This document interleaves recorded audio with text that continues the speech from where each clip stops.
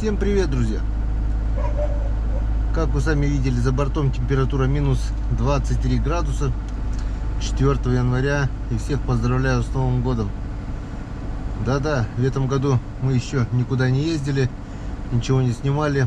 Ролики выкладывались. Был снятый материал. Мы уже, получается, не ездили с 23 декабря. Ну так получилось. Давили у нас в Коми морозы. Было и 35, и 37, и под 40 кое-где. 23 это уже как бы не холодно. Ну, были планы выехать, конечно, 2 января. Но так получилось, что отложили. Вот сегодня 4 и выезжаем. Выезжаю один. Выезжаю на 2 дня. 2 ночи проведу в избе. Думаю, один, если никто в гости не придет. Иван Григорьевич с Игорем, наверное, поехали на рыбалку, потому что 1 числа мы созванивались, они там куда-то собирались. На другую речку совершенно, на другая рыбалка, на удочку, потому что рыбалка на палке — это трудовая рыбалка. Рыбалка на удочку — это, ну, можно сказать, интересная рыбалка, хотя тоже трудовая. Надо ходить, надо бурить лунки. В общем, день у нас уже заметно стал подлиннее. Вон. Сильно не спешу, потому что сборы долгие, надо доехать до деревни, надо завести буксировщик. Все эти морозы стоял у меня на улице, весь обледенел, естественно. Но ничего страшного, будем пробовать заводить, будем пробовать ехать. В общем, увидимся на реке, увидимся на проверке палок. Проверка это будет трудовая, потому что за такие морозы все насквозь замерзло. Будем отдалбливать, будем реанимировать. Есть большая надежда, что рыба была, все-таки живцы были крупные, ёрш, окунь, налимчики. Есть надежда на крупного налима. Ну, дай бог, чтобы они заглотили не глубоко, чтобы они не уснули. Посмотрим, что получится, то получится. Друзья, по мере приближения к моей деревне, она всего-то 40 километров от райцентра, температура все понижается и понижается. 40 километров ближе к северу, а вон какая разница. Вон уже как мы видим, уже минус 28. И походу сегодня нас ожидает жесткая рыбалка. Сама рыбалка-то, если добраться до места, будет нормально, а там потому что нереально замерзнуть, там мы будем работать. А вот поездка на урагане, это да, это будет прохладненько, так скажем.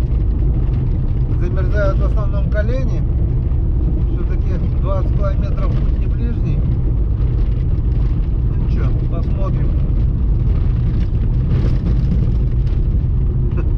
А там, куда мы едем, даже обычно бывает еще холоднее, градусов на 5. Так что я не удивлюсь, если мы, когда приедем в избу, там будет 32-33 градуса уже. Но лишь бы не 40. 40 это труба. Если будет 40, я даже не буду выходить, буду просто тупо сидеть в избе и отдыхать душой и телом. Потому что смысл 40 градусов, но долблю я палки. Хотя нет, проверить надо. Первый раз обязательно проверить надо. Долго не проверяли. А так, если, допустим, недавно проверено и ожидается потепление, то лучше переждать день-два и потом отдолбить, засыпать все это снегом. Зато уже в следующий раз не надо будет долбить. Ну ладно, не будем загадывать, что получится, то получится. Доедем до места, там видно будет. Нам еще надо урагана завести, уложиться, упаковаться, поймать мальков. В общем, нас ждут великие дела. Вперед, друзья, вперед. И только вперед. Так, время у нас уже 35:11, а мы еще никуда не уезжали. В общем, хочешь кататься, умей саночки возить. Получилось именно так. Завелись. 28 градусов сейчас показывает. Нормально все завелся. Смотрю, что-то тянет плохо. Вот я выезжал с целяка, там что-то думаю, хреноватенько тянет. Он налип лучу, обстучал, передний, задний, кажется, тянет. Крутанул катки. Один каток, в общем, не крутится. Поддерживающий каток вот не крутится. Заклинил. Туда-сюда, еле-еле в натяг. Короче, были новые катки, разобрал, поменял, поставил новый каток. Теперь все четко крутится. Будем грузиться и ехать. В такой мороз только с железами работать. Руки околели, ничего. Ножкам тоже прохладно. Все на коленях, это все. Так что это не в теплом гараже ковыряться на улице. Часик потеряли, грубо говоря. Но ничего страшного. Теперь грузимся и выезжаем. Теперь точно до встречи на наших ловушках. Посмотрим ловушки и потом уже поедем или в избу сразу, потому что уже время обеда ближе и надо согреться сначала. Скорее всего, так и сделаем, потому что надо растопить избу, протопить, а потом уже приступить к проверке. Лед замерз сильно. Если мы сейчас начнем проверять, это будет до вечера. А голодным, холодным это все не в кайф. Так что включаемся в избушке. А, нет, сначала на ловушках, а потом в избушке. Как-то вот так. Погнали. Ну вот, друзья, как я вам и обещал, мы встретились на наших ловушках. Лед за 10 дней промерз. Ну, сантиметров 40 это точно. Так мало того, сам по себе лед просел. И вот когда я начал долбить, вода фонтаном пошла наверх. И сейчас вот это все затопляет весь лед. Получается, вода на снегу. И вон, все, я натоптал здесь уже вот площадку такую. Снегом накидал, чтобы замерзло. Потому что на пол сапога где-то воды вот полностью вот выступила вода. Лед просел от снега, видать. И вода просто фонтаном пошла наверх. Вот что значит долго не проверять. Ну что, приступаем. В прошлый раз, 10 дней назад, когда мы приехали, 23-24, вот, я мальков, мы же не поехали проверять верхний участок. И получается, мальки остались в ядре. Был вариант скормить коту, но каждый живец на счету. И вот у меня получилось сохранить буквально вот несколько, ну штук буквально 20, наверное, 25 мальков. Хотя было их больше, около сотни было. Подохли. Я и воду менял, и что только не делал. Подохли. Так, ну что, смотрим. Так, как бы это поставить, чтобы ведро не намокло лишний раз. Тоже неохота. Ладно, попробуем вот так вот.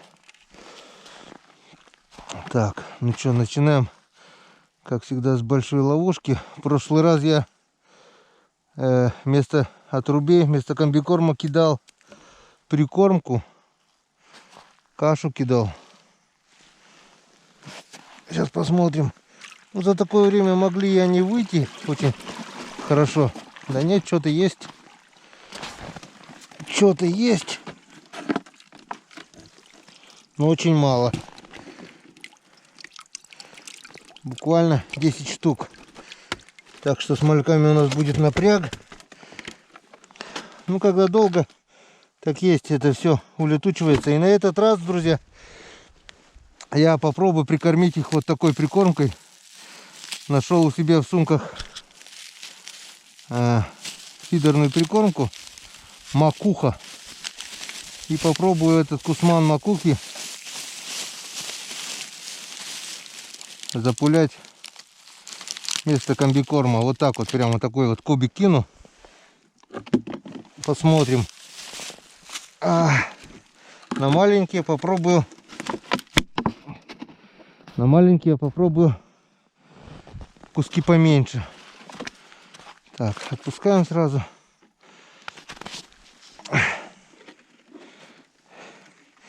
На улице или начало теплеть, пока ехал сюда, околел полностью. Но сейчас вроде бы то ли теплеть начало, то ли я согрелся, пока долбил. Долбить пришлось немало. Но вроде бы Вон пошел небольшой снежочек. Затянуло тучками. Солнце скрылось за тучами. Может быть и потеплеет. Это хорошо. Вот, блин, все сыро, вон. Очень много воды.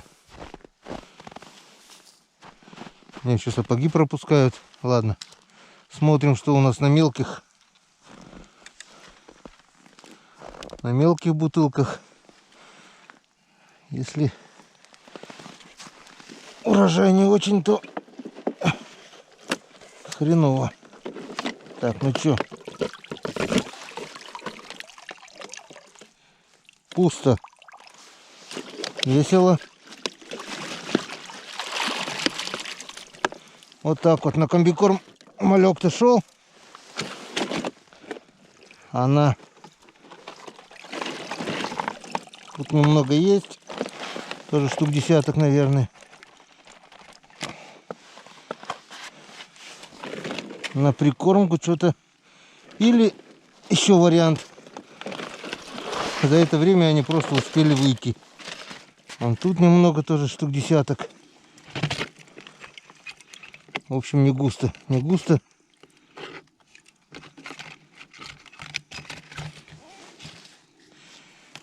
Это очень и очень плохо. Но есть, конечно, у меня там небольшой запас. О!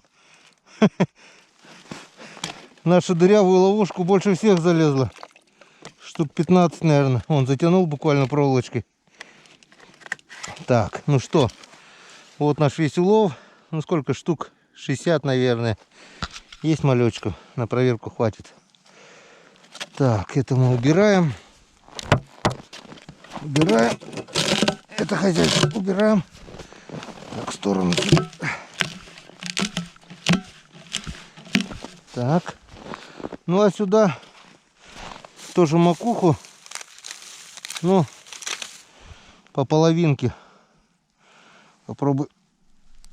Сейчас ножом отрежу, по половинке закину на буксировщик и полным ходом в избу. Уже время обеда. Растоплю печку, приготовлю дрова. И потом уже пообедаю и поеду проверять. Все, рекламная пауза. Встречаемся в избе. Ну вот мы и доехали до избы, наконец-то. Намерзся капитально. 12:32, пол первого. Холодина, вон. Хотя немного потеплело, получается 25, 24, 25, ну 24 градуса, можно сказать. Как мы видим, после нас здесь никого в течение 10 дней не было. Это хорошо. Ну здравствуй, избушечка. Все инеем покрылось. Так, все на месте. Все как оставляли. Так, что у нас с мышами? Ага, мыша. Мышеловки одна мышка, вижу. Вот она. Вот она, друзья. Вот такая вот мышь улетела. Сейчас мы ее отцепим. Так темно, наверное. В общем, друзья, занимаемся хозяйскими делами. Затапливаю избу. Готовлю обед. Подогреваю обед. Обед у меня готовый. Обедаю. И иду проверять. Долбить палки. Так что работы хватает. Работы много. В общем, как хватит батарейка, потихоньку все буду показывать, что и как. Ну а пока давай приступаем к хозяйским делам. Так. Это у нас какая? 8-я, 9-я мышь уже получается. Так, с этими что мышами? Ха-ха, сородичи не едят, получается. Вон. 1, 2, 3, 4, 5, 6, 7, 8, 9 мышей рядом бегали, а каннибализмом не занимаются. И что, как ни странно, ни куницы, ни норки, ни вороня, ни сорок, даже никто мышей не ест. Никого поблизости, получается, здесь рядом нет. Все, пошли топить избу. Так, друзья, затопили печку. И я тут обнаружил, что сработала еще одна ловушка. Тут она сработала, ничего не попалось. Холостой выстрел. А вот та бутылочка моя тоже сработала. Вот тут сюда я ложил бутылочку. По совету подписчиков. Так. И вот она сработала. Вот там вот залезла мышь. Съела все семечки и подохла. Так что 10-е. Надо больше семечек было насыпать.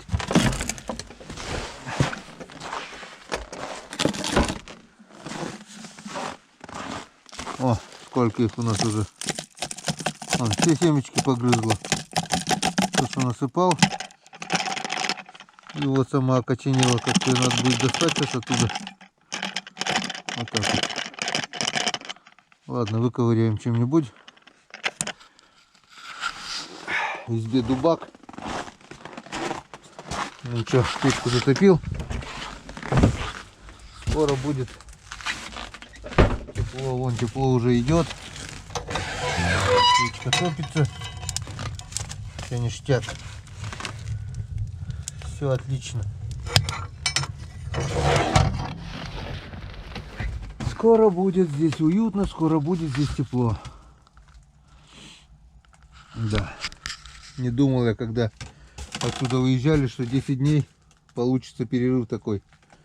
Ну, думал, пару дней приедем, а видишь, как морозы ударили. Вон, все подзамерзало.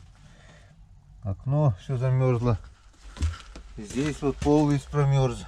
Вон, иней пошел. Так что, чем чаще живут избушки, тем она уютнее, теплее и суше.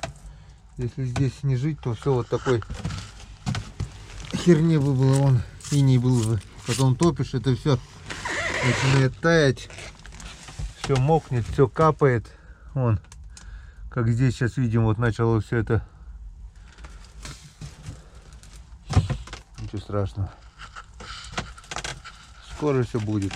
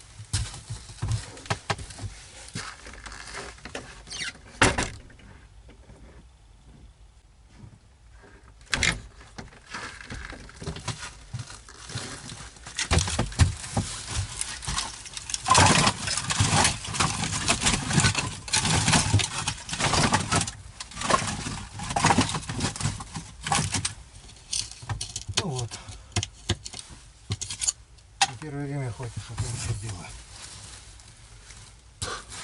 Так. Пора обедать.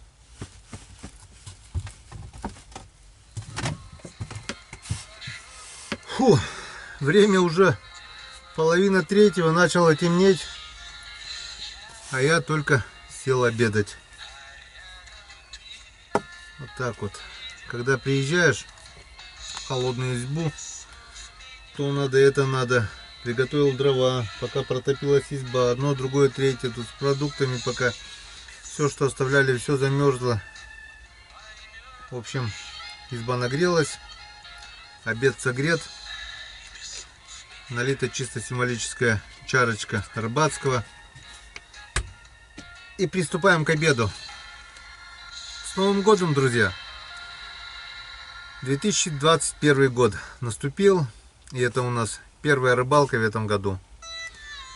И это только начало. Впереди, дай бог, их будет еще не один десяток, а может быть даже не одна сотня. Все будет, все впереди. Ну а пока мы в избе, я уже рад, несмотря на то, что сейчас пообедаю, и вперед на речку придется долбить и долбить. Очень много работы, не знаю, справлюсь ли я сегодня. Постараюсь. Ну, если не будет получаться, себя убивать тоже не буду. Сколько успею, столько успею. Я так думаю, часиков до 10, до 9 я сегодня поработаю. Кое-что подниму, кое-что проверю. Сейчас в сумерках попробую еще поймать живцо, если получится. У меня там закинута одна ловушка еще навершие на окушкову. Может быть, туда что-то залезло. В общем, камера заряжается. Все вроде бы зарядилось. А так на морозе она махом садится. Так что даже при всем желании я бы не смог ничего снять, если бы я поехал сразу проверять. Ну вот и все. Это коротко. Короткое включение. Да здравствует природа, да здравствует изба, да здравствует Новый год, да здравствует рыбалка. И всем привет, друзья. Привет новым друзьям, которые подписались. Уже в этом году пару сотен прибыло. Это очень радует. Рад, что нашего брата растет, несмотря на гнилые выпады таких вот всяких там корявых, настоящих вот таких вот. Говна всегда меньше. Нас, мужиков нормальных, всегда больше. Так что с Новым годом, друзья, и будем.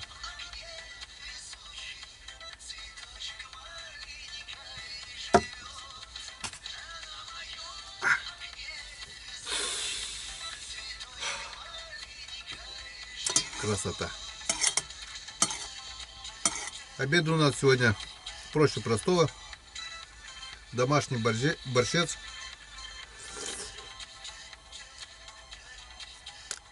С медвежатинки.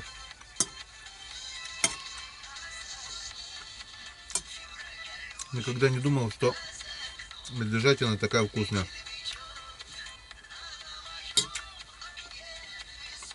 Оказывается, да.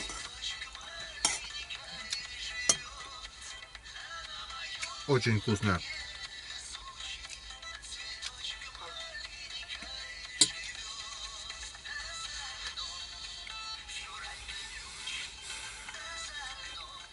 Вот так вот. Год 2021 вступил на порог. Прошло уже 4 дня. Глазом не успеешь моргнуть, пройдет и этот год.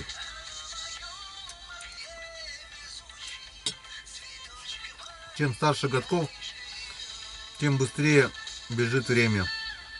Я, если честно, друзья, этому новогоднему празднику не очень-то и рад. Как и не рад дню рождения. День рождения, Новый год дает о себе знать, что прошел еще один год. Прожит еще один год. И по большому счету жизнь-то проходит. Все чаще и чаще начинаешь задумываться, что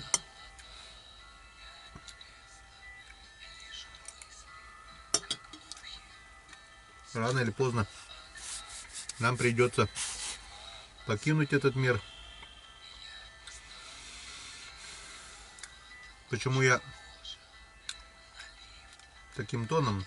Да потому что вот, что я на рыбалку-то не поехал 2 января, как планировалось. 1 января покинула этот мир моя тетушка, тетя Тамара. Годков, конечно, было и уже 24-го года рождения, это 96 годков уже было. Как бы то не было, мало, много, кто-то считает, скажет, да, она уже свое пожила. Ой, не знаю, сколько нам отмерено судьбой. Как бы то ни было, проводили вчера ее последний путь, попрощались. Нету больше тетушки Тамара, у матери моя сестра, самая старшая была. Много она увидела, конечно. Работала на почте в 41-м, когда сообщили ей, что началась война. Первая, считай, узнала. Надо было ей как-то сообщить об этом всем моим односельчанам.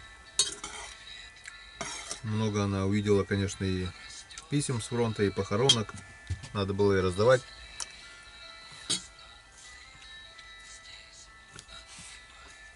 Целая эпоха.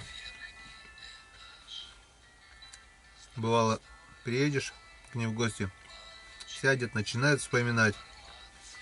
Это как живая энциклопедия. Она все помнила. До мелочей мельчайших. Что ей мать говорила, что отец говорил.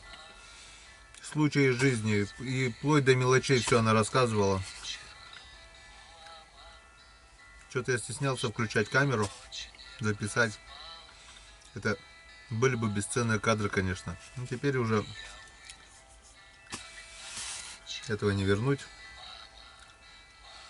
Я жалею то, что бабушку свою не записывал. Ладно, видеокамеры тогда не было. Хотя бы на магнитофон аудиозапись. Это бесценное интервью было бы. Не интервью, а рассказы бесценные. Потому что мы-то слушали с интересом. А время проходит, мы забываем. Они уходят. И вместе с ними уходит целая эпоха. Целая история. То, что растет сейчас, вот эта молодежь. Выключу, пожалуй. Я ничего против не имею ДДТ. Но мешает говорить. Тем более многим. Да и мне сейчас мешает с вами общаться. Очень жалею, что я у бабушки, допустим, не записал рецепт выпечки, как она пекла. Это пироги с вареньем, это шанги, снизу вот эта подслойка из черного теста, без всяких противней, это все на печке, все с пихтовыми ветками убиралось, она пекла. Я видел, как это делается, без всяких дрожжей, она закваску делала. Ну, запиши ты в тетради, как, ну. Теперь я, естественно, и смогу повторить то, что она пекла. То, что она рассказывала, ну, мне было интересно, да, но это все забывается, все не записано. То же самое тетя Тамара. Сколько она всего рассказывала. Как-то она рассказывала про фронтовика, который потерял обе ноги.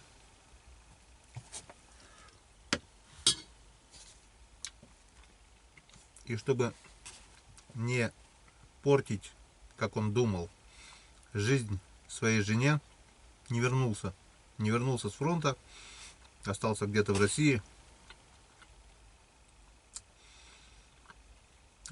научился, стал сапожником, в общем, научился штопать сапоги, тудым-сюдым, жил у кого-то там, приютила его семья. Она ждала до последнего. За ней ухаживал, ну, не то чтобы богатый, а хозяйственник, рыбак, охотник, хозяйственник, богатый мужчина. Все в достатке было. Очень долго она не соглашалась стать его женой. Все ждала, все верила, все надеялась. И вот когда прошло, я не помню, то ли 10, то ли 15, то ли 20 лет, я не помню. Она все-таки согласилась стать его женой, начала с ним жить. И тут возвращается в родные края бывший муж, получается. То ли кто-то донес ему, что жена уже вышла замуж за другого, то ли что. Но факт то, что он вернулся. И когда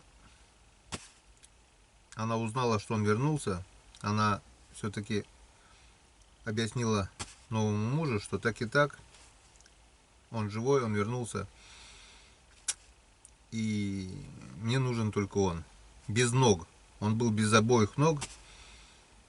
И вот она вернулась к нему, они начали жить вместе, они ловили рыбу, то есть она брала его как рюкзак на себя, несла до лодки, потом на лодке они ехали, рыбачили, обратно также. Ну, в общем, она его на себе таскала и была счастлива.